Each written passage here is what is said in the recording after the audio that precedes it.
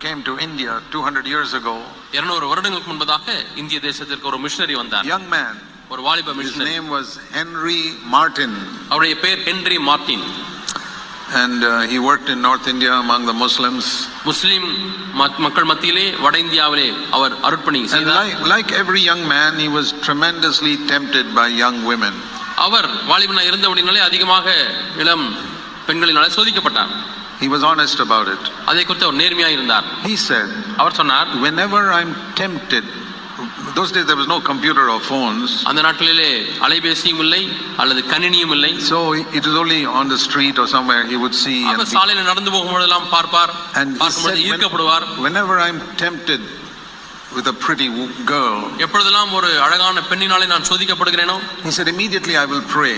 உடனடியாக நான் ஜெபிக்க ஆரம்பிப்பேன். Lord, ஆண்டவரே, you created her. இவளை ஆண்டவர் அழகாக நீர்தான் உண்டாக்கினீர் ஆண்டவரே. To be a holy temple for you.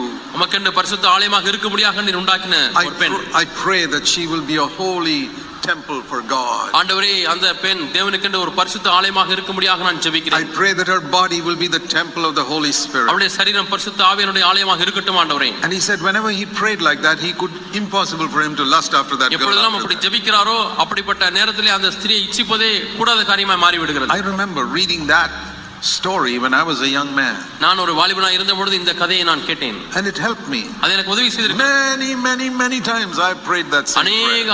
அநேக முறைகளில் நான் இப்படி ஜெபித்திருக்கிறேன். Lord, she was created to be a temple of the Holy Spirit. ஆண்டவரே, பரிசுத்த ஆவியானுடைய ஆலயமாக இருக்கும்படியாக இவள் சிருஷ்டிக்கப்பட்டாள். Don't let me have any desire for her. ஆண்டவரே, அவள் மீது நான் ஆசைப்பட வேண்டாம். These are two very serious sins that rob us of wisdom.